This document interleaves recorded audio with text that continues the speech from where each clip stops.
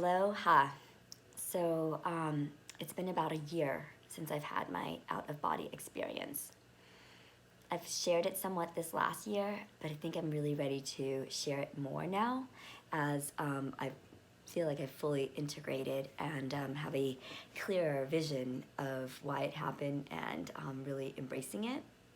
So if you've ever had a near-death experience or an out-of-body experience, I would love to know your experience with it as well.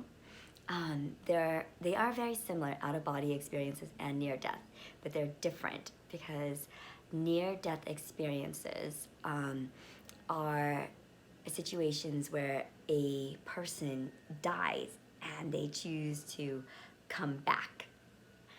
Out-of-body experiences are a little bit different. It's like where your soul jumps out of your body. So this happened last year in January when I was in Hawaii to visit my cousin. I'm there for 3 weeks and it's part of my healing journey with my colitis, in which I had a really hard time in 2022. I felt like I was doing better on the new treatments. However, on the second day that I'm there, I'm hospitalized and I need a blood transfusion. I'm put on prednisone and I'm really weak.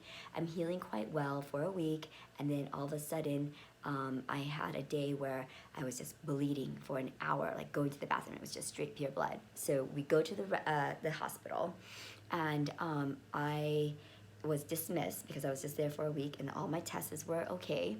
So I'm waiting for my cousin to come pick me up, and then I'm outside. I get up because I have to go to the bathroom again, and then I faint in front of the hospital. So they rush me back in and they put me on the commode, and this is when my soul jumps out of my body and it is able to see everything that happens. It's quite serene and blissful and quiet, and I can feel other energies around me and I can see what I was doing. And then, like I said, it's just like your soul jumping out to stretch. So then it jumps back into my body. And afterwards, I'm actually very, very clear. There's this sense of euphoria and happiness, a sense of calm and knowingness. I'm in the hospital, though, for 2 days, and I get out on the 21st of January.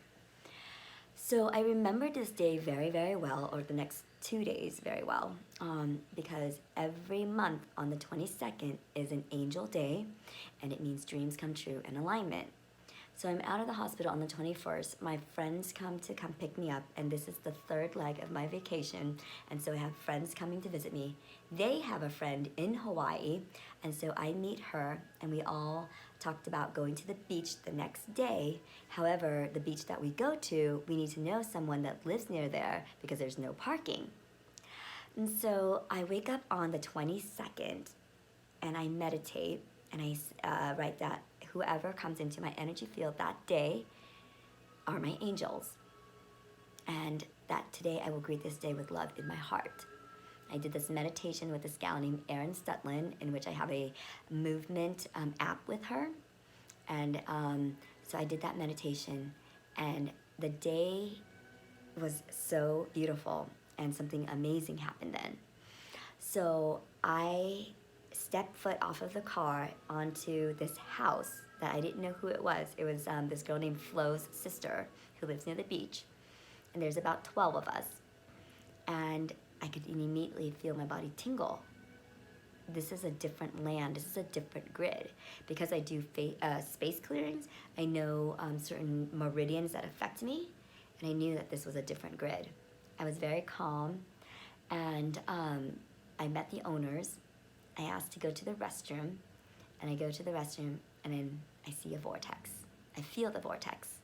And in front of the vortex is this huge painting, and it started laughing at me, and it started just laughing, and I knew immediately that these were the muses, M-U-S-E-S. They have never come to me before. I've seen angels, I feel angels, I talk to them, I channel like certain spirit animals, and spirits. However, muses have never come to me. And the muses in Greek mythology invoke creativity. So I talked to the owner's wife, and I tell her what I do so I don't freak her out. And I said, these are the muses. And she's like this hapa that is in her 60s, and she's very, very, very sweet. She is like, oh, these paintings, they are, it's called the muses. My husband is working on getting another painting from the original artist. And I was like, well, it's in front of this area that's really great because it's a vortex. You want to meditate here, read here, it'll give you more inspiration. And the muses want you to know that they want you to come here and sit here more often, and visit them. And she's like, oh no, it's not my place, da da da da. So I left it at that. We went to the beach. And at the beach, the muses started talking to me. So I don't channel them because they don't go through me, but I see them, I hear them, and they guide me.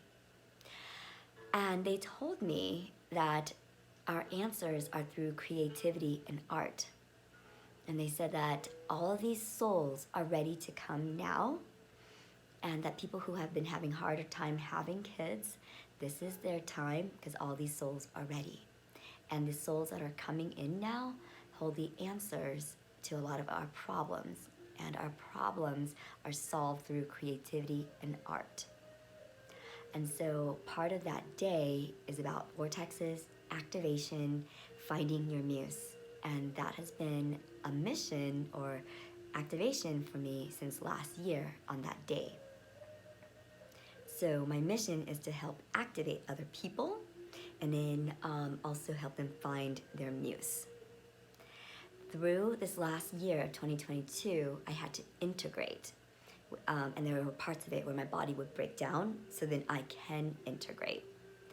Now, I come back to Denver in February, and I'm very, very sensitive to light, to energies. I couldn't be around a lot of people, and if it didn't align, it wouldn't happen. Now, here's the story where it syncs up so much that I can't even believe it or make it up. About 2 weeks afterwards, when I'm allowed more people in my energy field, I had an early appointment on a Saturday with a gal named Lauren. And I checked to see if she was okay to be in my field, and it was. However, when I saw her, I felt really weak, and I had to sit down. I had to lay down. And I tell her what's kind of happening, and if we could just lay down for a bit and meditate. And I play the meditation that I played on that day. Today I will greet this day with love in my heart. Lauren started crying during that meditation.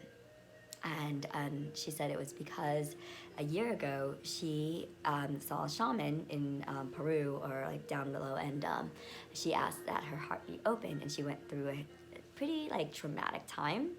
And so that just brought back all the feels for her, and that's why she was crying. So we didn't end up doing her teeth whitening. We ended up doing more of a energy clearing. And at the end of it, I show her the picture that I saw on that day, on the 22nd, of the muses. And she said to me, "You're shitting me.